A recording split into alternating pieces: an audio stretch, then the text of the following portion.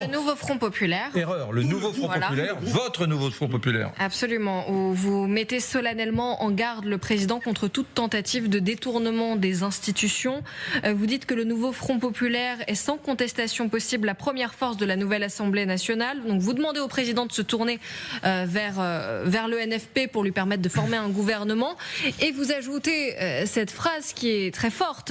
Si le président persistait à ignorer le résultat de l'élection, ce serait une trahison de l'esprit de notre Constitution et un coup de force démocratique auquel nous nous opposerions de toutes nos forces. Est-ce que vous avez le sentiment qu'on essaye de vous voler la victoire en quelque sorte, qu'Emmanuel Macron ne veut pas vous considérer ? Mais ça fait depuis dimanche soir. Dimanche soir, ça a été un séisme.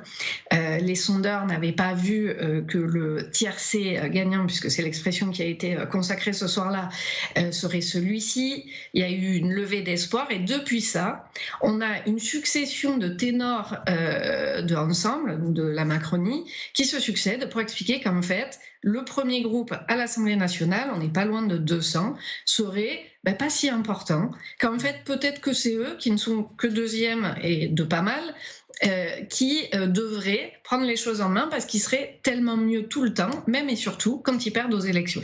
Encore une fois, on en revient à mon premier propos. Oui, ceci est un souci démocratique majeur et quand je vois qu'Emmanuel Macron tente d'aller séduire ce qu'il reste de les Républicains pour essayer de faire une majorité contre celle qui a été désignée, c'est problématique. C'est le jeu parlementaire. Carole Barjon. Je voudrais juste poser une question. Ensemble, je n'entends pas. Je voudrais poser une question à Madame Regol. Bonsoir. Je voulais savoir, dans ce communiqué, vous dites si Emmanuel Macron ne reconnaît pas sa défaite et donc ne nomme pas un Premier ministre issu de nos rangs, nous nous opposerions de toutes nos forces. Ça veut dire quoi exactement s'opposer de toutes ces forces ? De toutes nos forces qui sont celles qui sont à la disposition de parlementaires, à savoir la loi, les recours au Conseil constitutionnel et que sais-je d'autre. Et oui, par des voies légales. Oui, qu'est-ce que vous voulez qu'on fasse ? Si on avait voulu dire nous ferons la révolution, nous aurions simplement écrit nous ferons la révolution. C'est pas ce qui est écrit, ça me semble assez clair. Oui. Je voudrais aussi vous faire réagir, s'il vous plaît, sur les mots de François Bayrou. Il les a eus sur TF1. Il dit qu'en fait, alors qu'aucun mouvement politique n'a obtenu de majorité absolue, il propose une très large coalition pour gouverner. Donc, il parle d'une entente de la gauche, sans compter LFI, qui irait jusqu'à la droite, hors Rassemblement national. Est-ce que... on va l'écouter, je crois qu'on l'a. Je vous fais d'abord écouter François Bayrou sur TF1 et après je vous ferai réagir. Il est souhaitable qu'il y ait un intergroupe, c'est-à-dire que nous affirmions à l'Assemblée nationale et à la face des Français que oui, nous sommes ensemble. C'est le mot que j'avais proposé pour cette rencontre et ce rassemblement. Qui sera dans cet intergroupe, comme vous dites, l'actuel ensemble, le MoDem ? Peut-être d'autres encore. Qui d'autres ? Peut-être d'autres encore. Je pense qu'il y a des sensibilités un peu plus à droite ou un peu plus à gauche qui réfléchissent à manifester leur indépendance et leur conviction personnelle, qu'ils ne veulent pas être pris dans ce combat archaïque. Ouais. Est-ce que vous trouvez finalement que c'est une proposition crédible de François Bayrou ? On sait que certains écologistes y sont favorables. Dominique Voynet, par exemple, qui est prête à travailler avec des macronistes de gauche. Alors Dominique Voynet, elle est surtout prête à travailler à l'intérieur du nouveau Front Populaire avec ses collègues. Et ensuite, ces propos de François Bayrou illustrent parfaitement ce que j'étais en train de vous expliquer, à savoir qu'on a le camp Macron qui est en train de nous expliquer, on ne sait pas trop comment, c'est quand même un concours de mauvaise foi absolument sans limite, que ce sont ceux qui ont perdu, qui auraient gagné, et donc qui passent leur temps à nier un fait démocratique majeur, qui est qu'il n'y a jamais eu autant de personnes qui se sont déplacées aux urnes, qu'il n'y a jamais eu autant de gens qui ont voulu prendre en main leur destin en choisissant un bulletin, et donc qui piétinent chaque jour, chaque minute, un peu plus notre démocratie. En fait, ça suffit de réinventer l'histoire, ça suffit le déni. À un moment donné, on a gagné, on est arrivé premier, on est quasi 200 députés du nouveau Front populaire, et tous les jours, à chaque fois, tous les journalistes que l'on rencontre, et croyez-moi, il y en a énormément à l'Assemblée nationale depuis 2 jours, nous expliquent que peut-être on n'aurait pas gagné. Mais à qui est-ce qu'on explique, quand il a gagné, qu'il n'a pas gagné? Dans quel monde on est? Dans quelle démocratie on est? Est-ce que vous vous rendez compte de à quel point ce type de positionnement peut décevoir les Français, peut les retirer des urnes? Alors c'est peut-être ce que veut le camp Emmanuel Macron, hein. Peut-être qu'ils se disent que quand plus personne ne vote, seul leur électorat y va, mais cette fois-ci, ça suffit. Emmanuel Macron voulait quoi? Il voulait Jordan Bardella à Matignon? Eh bien, raté. Ce sera une personnalité issue des rangs du nouveau Front populaire et issue des bancs de l'Assemblée nationale, quelqu'un qui a des compétences, l'assentiment de la population et le vote. Vous en êtes certaine ce soir? Vous en êtes certaine? Mais bien sûr. Et puis en même temps, elle a raison, Sandra Rugol, qu'on le veuille ou non, Guillaume Roquette. Non mais le bloc le plus important, le plus nombreux à l'Assemblée nationale, c'est le nouveau Front populaire, qu'on le veuille ou non.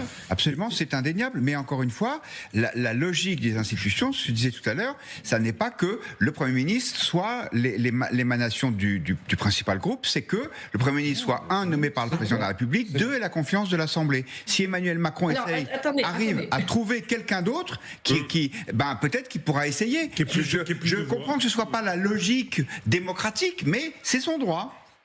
Non, mais alors, oui, alors on peut utiliser un droit qui bafoue les principes, c'est-à-dire l'esprit de notre Constitution.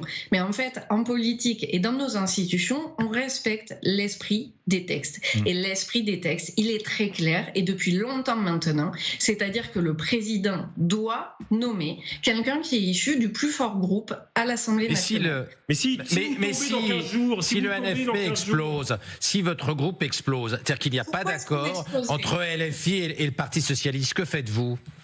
Monsieur Roquette, moi ça fait, je sors de 2 ans de mandat en tant que député NUPES, où pendant tout le mandat, on m'a expliqué que les collègues avec qui je travaillais tous les jours, j'étais en train de m'entretuer avec eux parce que je n'étais pas issue du même parti.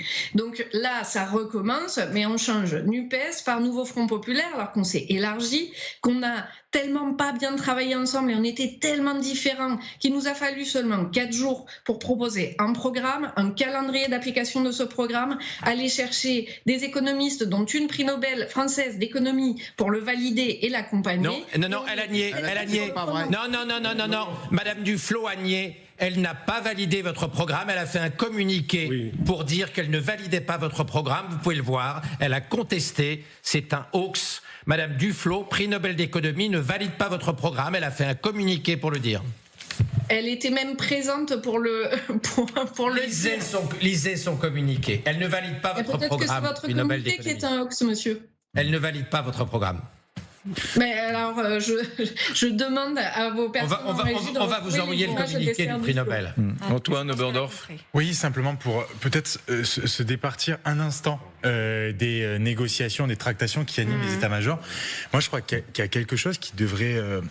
un peu nous préoccuper, y compris parce que la France peut prendre un virage trumpiste à la faveur de ces élections législatives.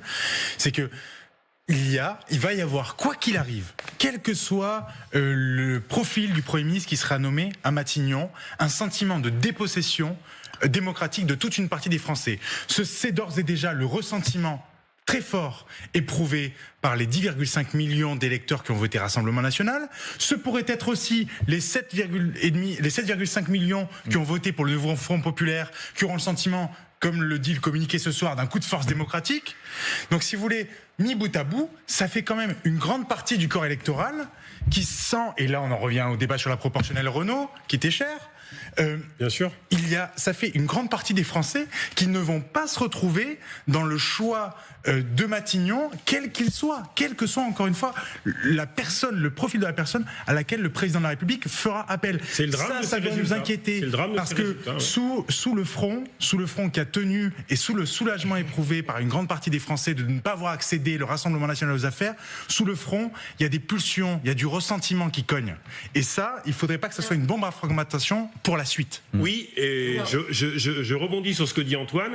Sandra Rugol, je ne sais pas quel est votre avis, mais le scrutin majoritaire qui fait que des gens ont été obligés, pour faire barrage au Rassemblement national, à voter pour des gens pour qui ils n'ont absolument pas programme commun ou qu'ils n'ont pas soutenu et qui se retrouvent aujourd'hui finalement à se dire, une fois que la poussière retombe, les mardis soirs, en disant mais moi j'ai voté pour qui déjà? J'ai voté pour quelqu'un qui était absolument pas de mon bord. Mais qu'est-ce qui va se passer? Qu'est-ce qu'il va y avoir comme projet au gouvernement? Et lorsque vous avez du coup Jean-Luc Mélenchon et LFI qui dit notre programme, rien que notre programme, tout notre programme, franchement, et d'autres le disent au nouveau Front Populaire. Est-ce que vous pensez vraiment que dans l'état de gravité du pays, vous pouvez avoir des responsables politiques à gauche, à droite ou au centre qui disent « Ah ben non, nous c'est rien que notre programme ». C'est ça le compromis?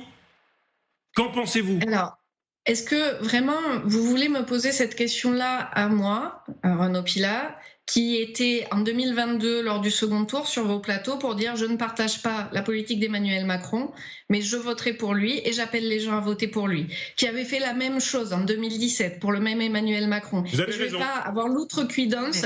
Mais je parle de Mélenchon là, je parle de maintenant, Mélenchon et LFI. Vous en pensez quoi de ces déclarations? Du programme. Ne me criez pas dessus, je vous entends. Pardon. C'est le micro qui porte trop. Moi j'ai une voix très douce, c'est le micro. Ah oui. Pardon. Ok.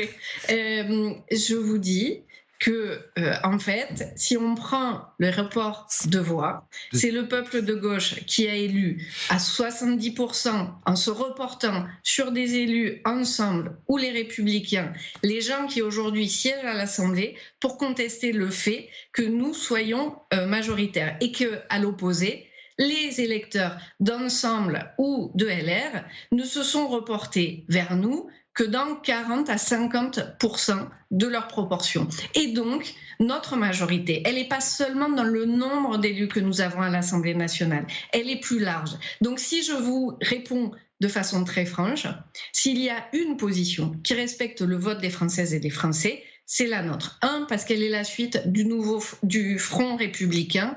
2, parce qu'elle est la traduction de ce qu'ont réellement voté les personnes.